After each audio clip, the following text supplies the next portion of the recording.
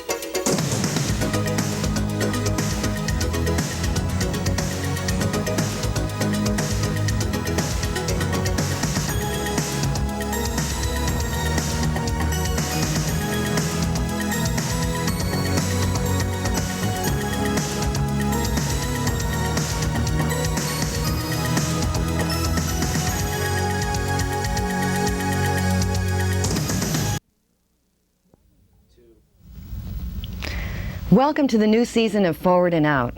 Later we'll be speaking with Karen Burstein, who is seeking the Democratic Party nomination for New York State Attorney General. But first, here are some highlights from this summer's Gay Games 4 and Stonewall 25 celebrations.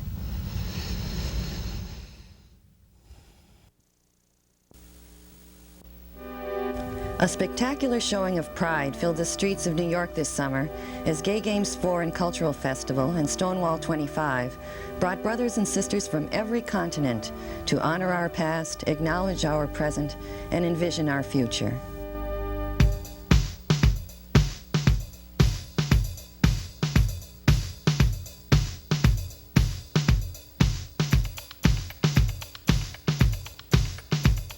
Nearly 11,000 athletes from 43 countries traveled here to compete in Gay Games 4, which took place between June 18th and June 26th in venues throughout Manhattan and the 5 boroughs.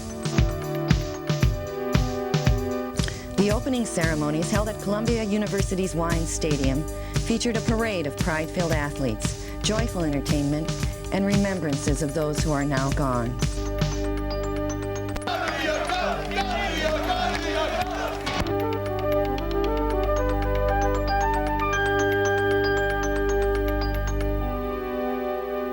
Portions of the AIDS quilt on display included a panel for Gay Games founder Tom Waddell.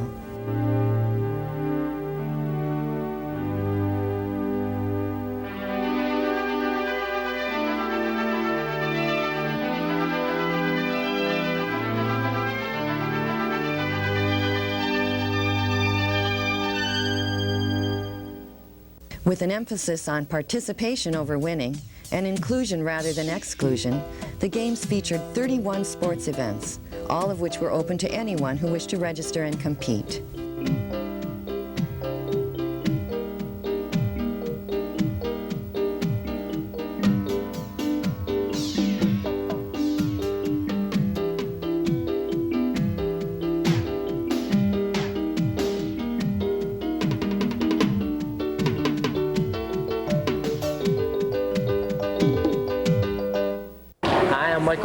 We play with the San Francisco Snow Peas in men's volleyball, and I wish everyone could be here because this is a great experience. We're having a great time. The people are great. It's fun to be here with all these out brothers and sisters. My name's Jeff Pinter, and I'm from Madison, Wisconsin, and I've been playing volleyball about 20 years as well, and we just won the bronze medal. And all I can say is this is an astounding event, and it brings together the entire community. There's no fighting. We are one, and we work hard together. And I think it's so very important to remember that these sporting events, getting involved in volleyball or any other sport, it just brings you closer, makes you friends all over the world. Star-studded athletic events included the swimming and diving competitions at Asphalt Green. Among the competitors for swimming were 1984 Olympic and 1990 Gay Games gold medalist Bruce Hayes and 1972 Olympian Mark Chatfield. In addition to seeing nationally ranked divers Todd Molzett and Keith Harris, spectators witnessed exhibition dives by the popular 1984 and 88 Olympic gold medalist Greg Louganis.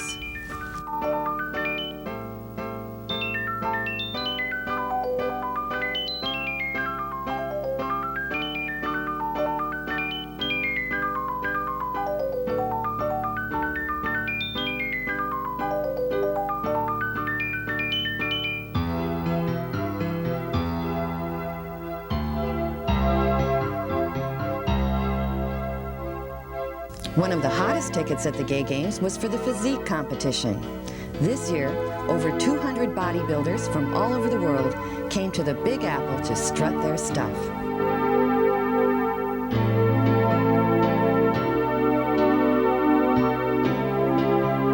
In all, 5,500 medals were awarded, with the competitions organized into various categories based on type of event, gender, and age.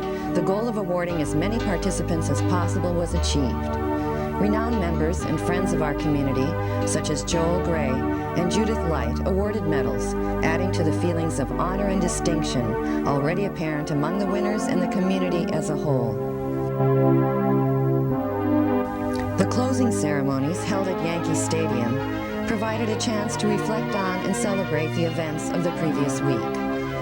Looking towards the future, members of the Gay Games Committee displayed the flag that carries the symbol and spirit of the Games to Amsterdam, the site of the 1998 Gay Games.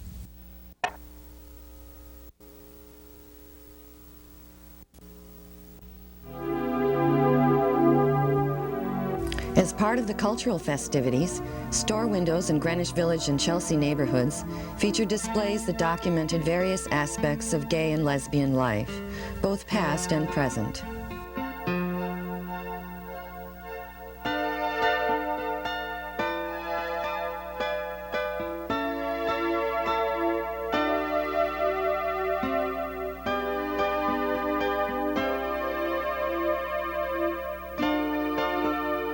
This window urged viewers to learn about gay and lesbian history before Stonewall. Here, a documentary of gay and lesbian life in Ireland was displayed.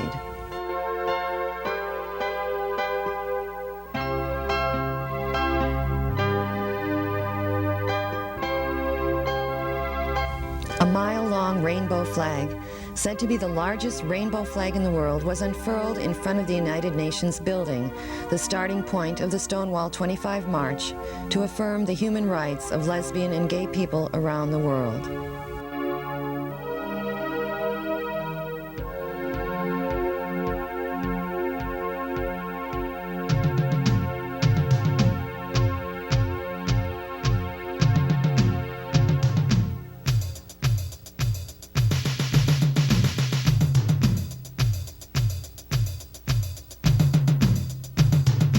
At the June 26th demonstration, lesbians, gay men, bisexual, drag, transgendered people, and their supporters from every continent gathered.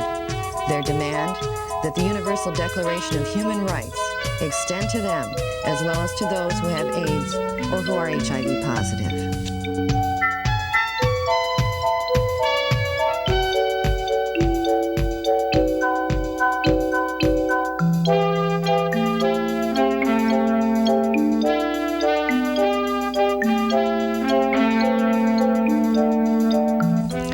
Stonewall 25 was also a commemoration of the Stonewall riots that took place in Greenwich Village on June 28, 1969. With Stonewall 25, we honored the courageous individuals who had said no more to society's campaign of bigotry and hatred against us, and we embraced the wonderful diversity of our gay community.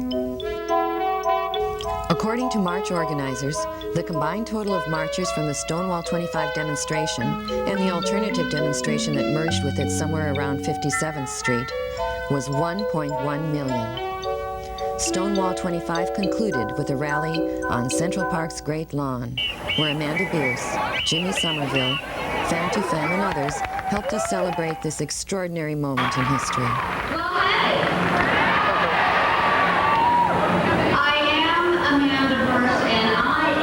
Your next door neighbor. And we must raise our voices, and despite our differences,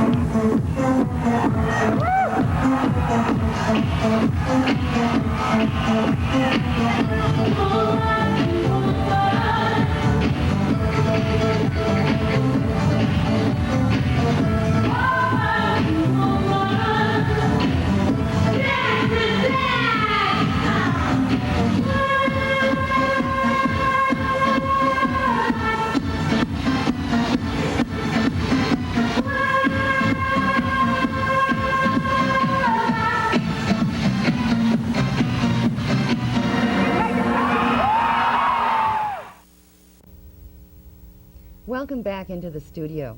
We hope our brief look back at Unity 94 and Stonewall 25 inspired memories of what was a historic and momentous week for the gay and lesbian community worldwide. Now we'll switch our view to the future, to the race for New York State Attorney General. Our guest in this segment is Karen Burstein, who is seeking to win this month's Democratic primary.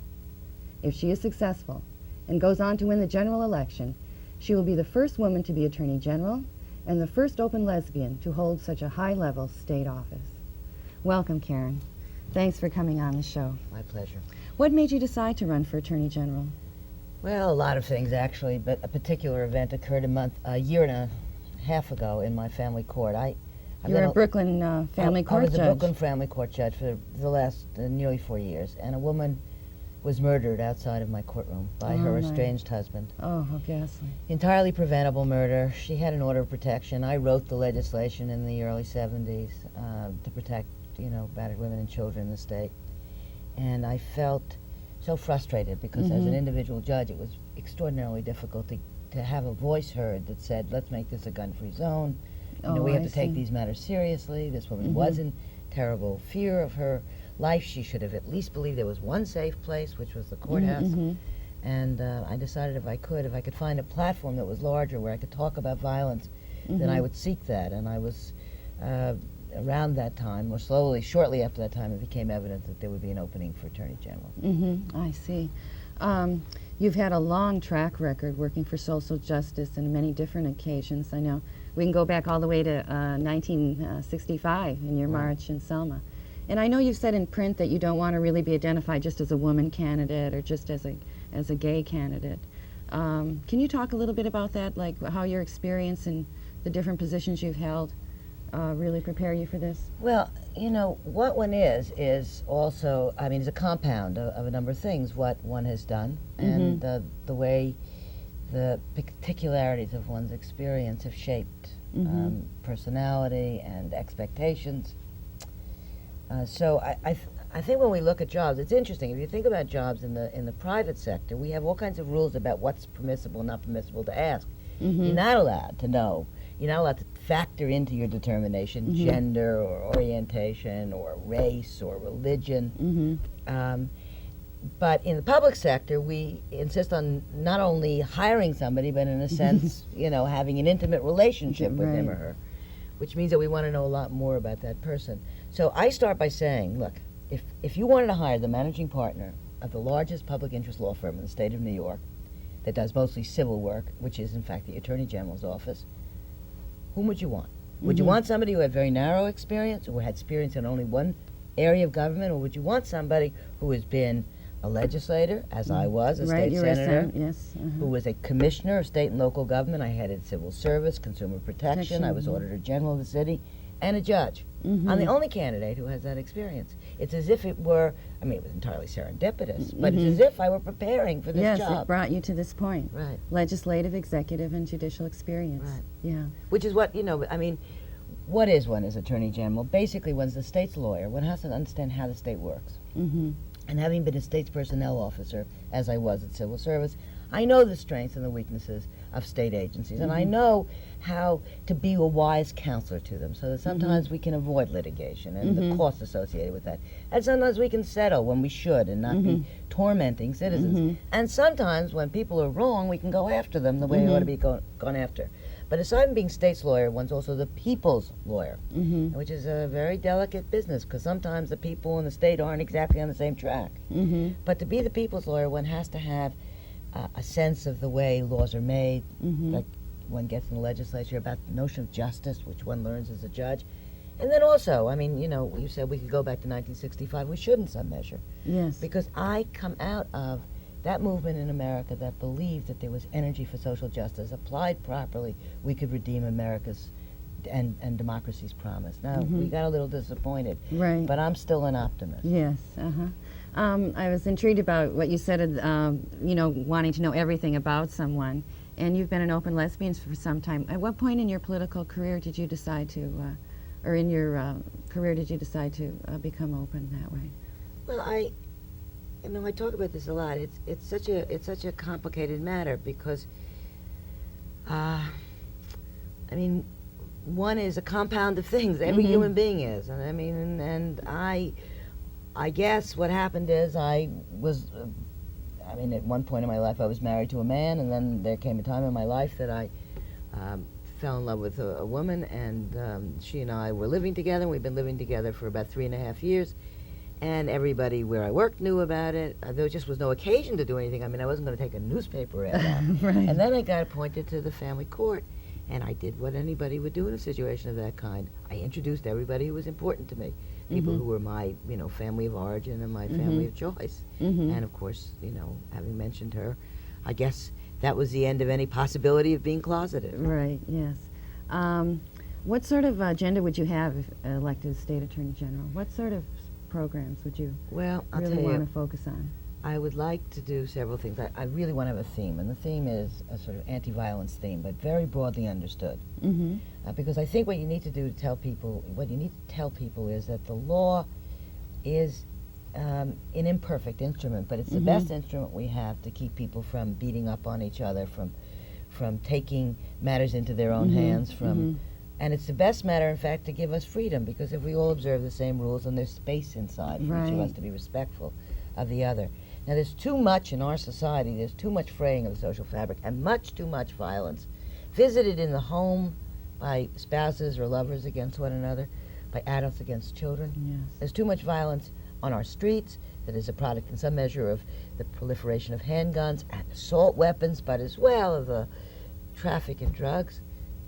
There's too much violence of institutions that allow us to have children who grow up thinking 18 is old. I have to keep saying that because it's so shocking to me to think that a kid thinks to be able to get to 18 is an accomplishment, as opposed to some natural and beginning of the evolution of being a human young being. adult, and they're gone. So I would want to talk about handguns and assault weapons. I would want to go into schools and begin to do a major AG's, an Attorney General's, anti-violence curriculum to teach people how to resolve disputes and give it the imprimatur of the chief legal officer.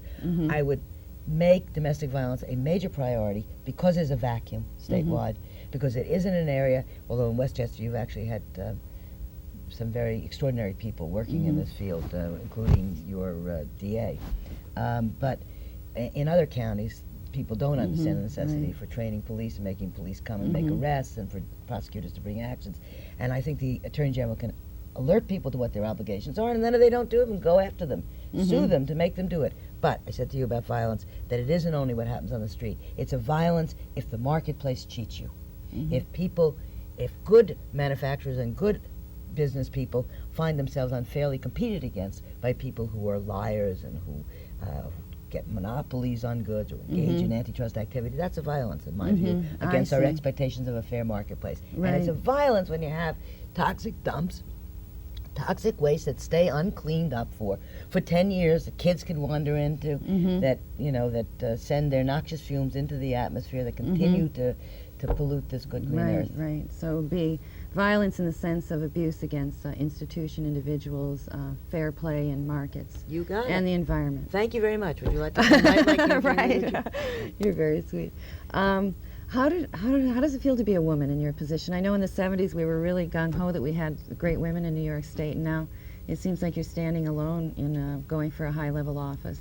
Well, we have done, you know, some good work with electing women to the legislature and to the Congress, but you're right, we haven't had an elected statewide woman in 20 years. The last person was Marianne Krupczak.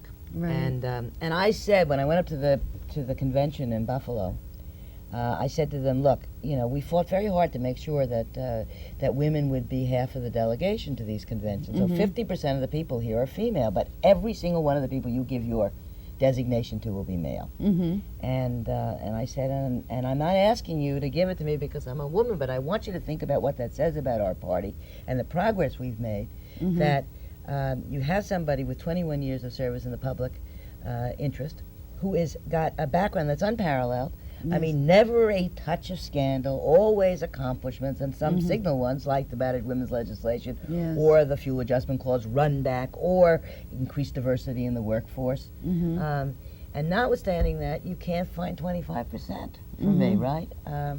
Seems strange. What seems happened at that strange. convention in June? Well, I because think you ended up not getting the nomination for the party, or to be in the primary. Right. And then you ended up having to do a signature campaign. Right. To get. Well, everybody did. I mean, probably Joe Hines could have gotten on the ballot if I weren't in the mix.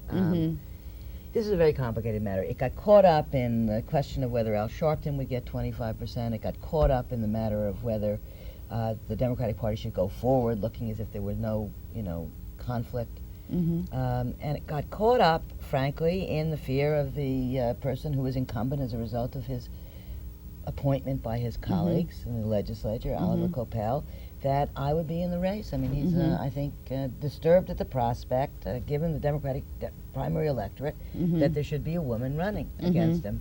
And, I mean, I guess the fair thing to say is that he's made many, at least initially, many attempts to dissuade me from continuing.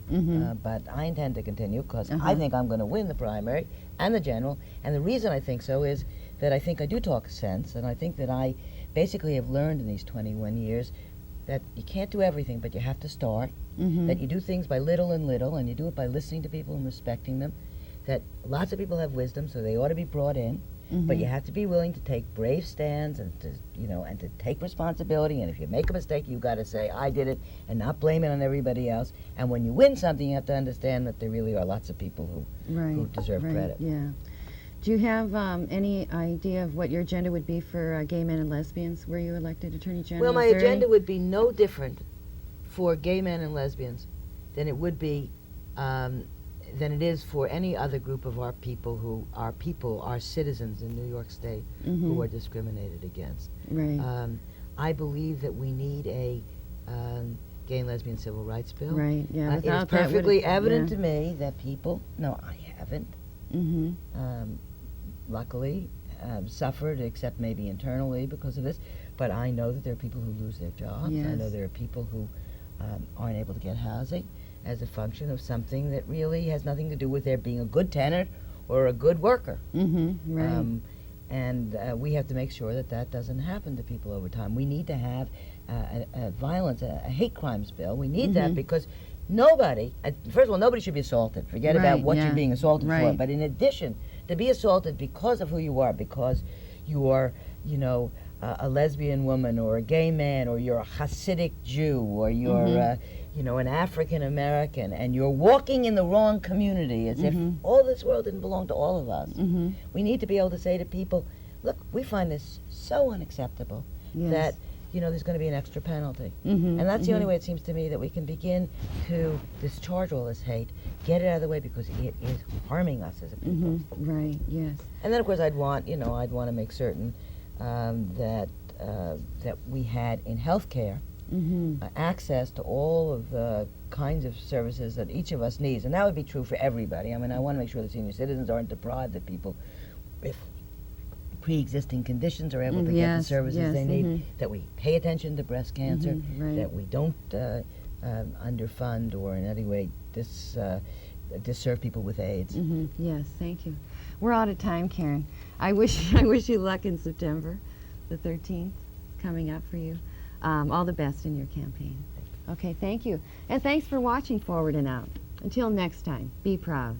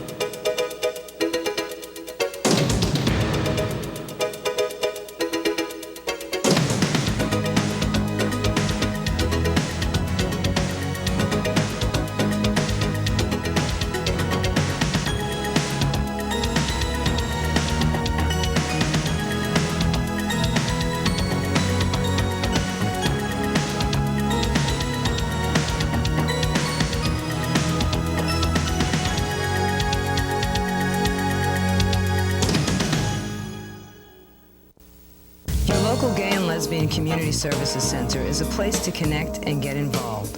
Various Various ongoing groups and social events are conducted at or by your center, and it is also a clearinghouse for gay and lesbian information nationwide. We urge you to join, get involved, and support your